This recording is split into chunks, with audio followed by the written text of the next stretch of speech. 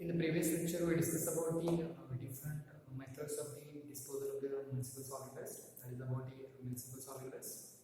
So, what are the sources of the different municipal solid waste? Then collection of the municipal solid waste, transportation of the solid waste, then segregation and recycling of the solid waste, and then various disposal methods for that municipal solid waste. That is what the landfilling, composting, incineration. So that's all about the municipal solid waste. And the next one is the biomedical waste. So these are the special types of waste. So broadly classification, you can see the municipal solid waste, and the second one is special waste. So special waste, in that first biomedical waste. Next one is electronic waste, e-waste, and next one is the hazardous waste. So this one is the biomedical waste. It is a special type of waste.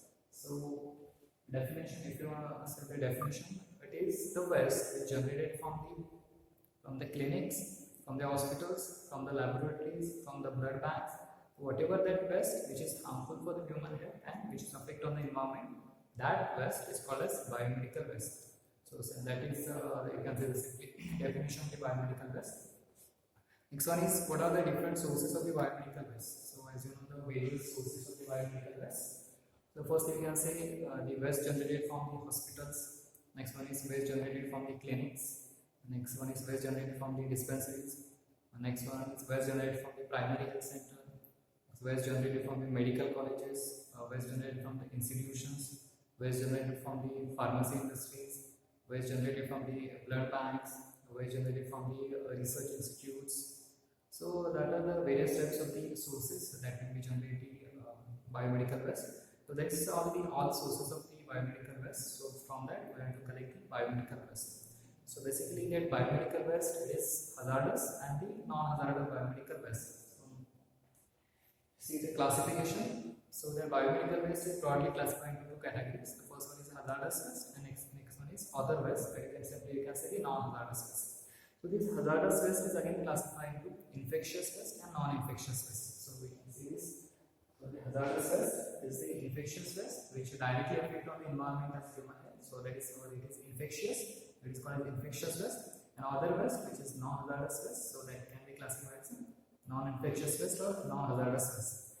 So this infectious waste they may include the sharps or maybe non-sharps and maybe metals and maybe some body fluid. So that is what the waste which is infectious for the human health. So that is called as hazardous waste.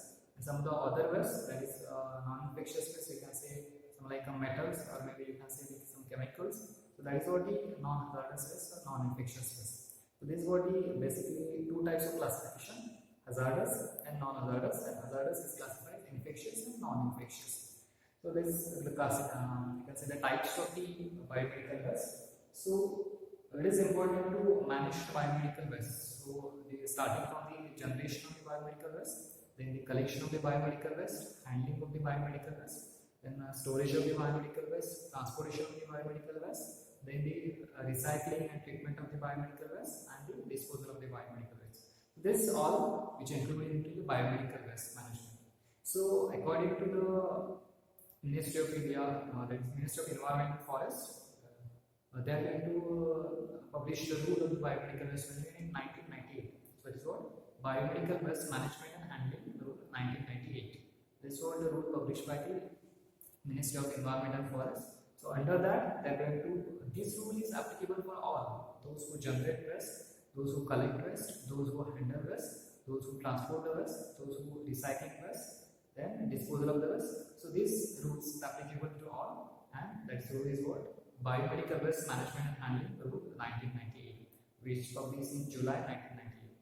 So this is about the how to manage the biomedical waste. So that biomedical waste management is include all. That is first starting is segregation of that waste, then transportation of waste, then training to the all. You can say the hospital staffs, doctors, paramedicals, and again the ward boy to collect the biomedical waste. And again, what are the disposal methods? You can say what is nothing but an incineration method. You can say the landfilling method, then deep burying method, and you can see the shredding. So that are the various disposal methods. So this all is going to be included in that rules, from the collection, from the handling, from the transportation, and up to disposal. So the first thing is how to segregate that biomedical waste. According to that biomedical waste management rule 1998, they are going to provide different types of color codes for the segregation of the biomedical waste. It may be red bags, or it may be black, or it may be white, or it may be blue, okay, or it may be yellow. So these different types of color bags which is used to store, or you can say handling of the biomedical waste. So if you see this one first, yellow bag. So yellow bag or yellow container that mostly preferred for the which type of soil waste? So that is what? Soil bandage, then soil cotton, body fluid, and then some body parts. So whatever that waste, it may be soil bandage, it may be soil cotton, it may be body fluid, it may be some of the body parts, it may be human body parts, or it may be animal body parts. These all type of waste, this is what infectious waste you can say, and these infectious waste you can store in the yellow bag or yellow container. This was the first segregation of the biomedical waste. Yellow bag is mostly infectious waste. Next one is red bags. So red bags, which is used mostly for the plastic waste. Whatever the plastic waste you generated in the different sources of the biomedical waste, so that waste you can collect in a red bags. So which is used for the storage of the plastic waste. That is what the catheters, injections, syringes, and tube bottles, tubes and the different types of bottles. This type of all plastic waste is collected in the red bags or red container. Next one is a blue bag, or also sometimes which is the white bags as well. So blue bags or white bags for the discarded medicine, or some of the outdated medicine, or some of the broken glasses. So for this, you can prefer the blue bags or blue container. You can store the broken glasses, discarded or outdated medicines. So that can be, we can use the blue bags or white bags for storage of this type of medicine. Next one is the black bags, which is mostly used for the sharp. Okay, so that is what the metals, blade, sharp, and needle. So this type of waste, which is harmful waste, and that can be stored in the black bag. So this is basically the four color codes which is used to store the biomedical waste. First one is a yellow bag, which is used for the infectious waste. That is bandage, cotton, body fluid, and body parts. Next one is the red bags, which is used for the plastic waste collection. That is catheters, injections, syringes, and tubes and bottles. Next one is the blue bags, which is used for the outdated and discarded medicine storage. Next one is the black bag, that is mostly used for the sharp, for these needles, metals, and the blade. So, which is hazardous waste. So these are the four, you can say the types of the bags or types of container or color code which is used, or which is segregate the biomedical waste in different area. Next one is in the management of biomedical waste. The second part is the training to the all, training to the ward boy, training to the doctors, training to the supporting staff, that is medical staff, and some of the pharma medical industry, so who to produce medicine. So this whole training is important to the ward boy. So suppose if you consider the ward boy, so how to handle waste, how to separate the waste, how to segregate waste, how to transport it. It should be that ward boy should be aware about all this. So should be give training to the ward boys. Next one is doctors. So again, if you consider doctor, it should be trained doctors. So how to handle that biomedical waste, how to microwave it, autoclave it, how to clean or how to infectious that waste. So that should be each and every doctor. So training should be given to the doctors also. Next one is the staff. We could say hospital staff, maybe nurse also. So how to clean the hand gloves, how to clean that sharps and needles, seams, how to disinfect that needles, bleaching, chlorination, all that. So how to do this? So that can be also training to the this hospital staff. So this each and every person, pharma medical person also should be aware about the biomedical waste management, that means handling, and its the disposal and disinfection. So this was the second part. So training to the all. It may be ward boy, it may be doctors, it may be nurse, or it may be pharma medical. Second thing is each and every, you can say the bag or maybe container, it should be having a biomedical waste symbol. So there are two types of symbol. The first one is cytotoxic symbol, and next one is biohazard symbol. So biohazard symbol and cytotoxic symbol. So these two types of symbol mostly we use to locate the biomedical waste. So this symbol should be on each and every bag. It may be blue, it may be red, it may be yellow, it may be which each and every bag. So that bags have a symbol of cytotoxic waste and the biohazardous waste. Biohazardous symbol it indicates which affect on the environment and the you can say human beings, animals, and cytotoxic symbol that indicates whatever that waste which is harmful to the cell. This was the basic about the symbol, biohazardous and cytotoxic. And finally, last one, it's very important, that is disposal of the biomedical waste. So how to dispose that biomedical waste is an important factor. So mostly we are going to prefer the four methods for the disposal of the biomedical waste. First one is the incineration, next one is the deep burning, next one is the landfill, next one is the shredding. So mostly waste, you can say the first is yellow virus, which is infectious waste. That waste mostly going to incinerate. So incineration and the deep burning, that method you can use for the yellow bag waste, which is infectious waste. So that waste you can either it is burned and it is converted to ash, and either you can deep bury. Deep bury is what? Just whatever that waste going to deeply buried into the soil. So this is what the deep bury or either incineration. So incineration, it is one of the first methods where we completely waste whatever that infectious is going to burn out, okay, in combustion chamber.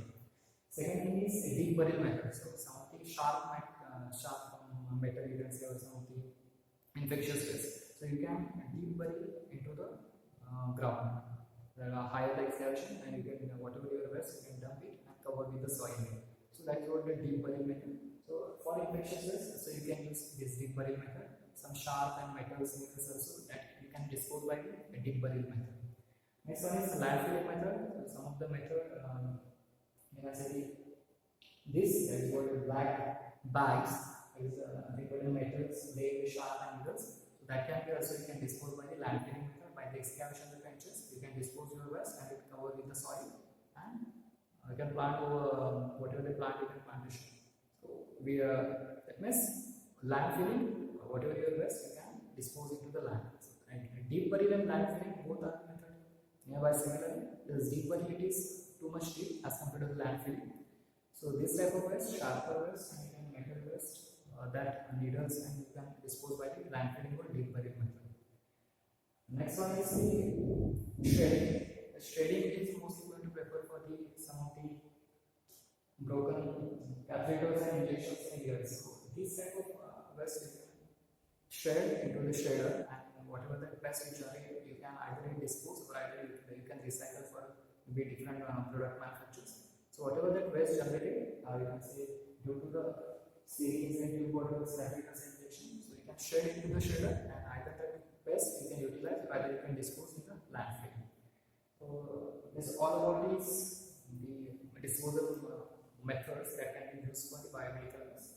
First one, incineration for the completely burning of waste. Deep bury, to deeply bury whatever your waste, infectious waste. Landfilling is just filling over the land and just cover with the soil layer, and the shredding, to use shredder to completely whatever that waste is going to convert into the powder form. So either you can dispose or either you can recycle. So this mostly going to prefer this type of method. For yellow bags, we mostly prefer the incineration and the deep burying method. For a black bag, we prefer the landfilling method. For the this red color bags, catheter injection series, mostly we will prefer the microwaving and autoclaving also. That means you can the series and needles also microwave and autoclaving. You can disinfect that. Either you can do bleaching also, chlorination also. So by some of the disinfection method you can use, and you can disinfect that either microwave or autoclaving. And also glue bags, so you can use the shredding also. So whatever that material you can shred into shredder, and you can whatever that convert into powder form you can dispose. So this is all about the biomedical waste. So definition of the biomedical waste, sources of the biomedical waste, that is something we can say the hospitals, then dispensaries, then clinics, then blood banks, and then research institutes. So various sources that mostly which is classified into two types: the hazardous waste and non-hazardous waste, or infectious waste and non-infectious waste. And the next one is the biomedical waste management handling tool 1998, which is applicable to all who generate the biomedical waste, handling the biomedical waste, transportation of waste, then the treatment of waste, and the disposal of waste. So all them going to be included in biomedical waste management and handling rule 1998. So this was the segregation of waste, which is mostly preferred four bags: yellow bags, red bags, black, and the blue bags. And this was the biomedical waste management training to the hospital staff, to the doctors, to the ward boys, and some of the disposal medium or disposal methods which is used for the disposal of the biomedical waste. incineration, like a deep welling, landfilling, and the shredding.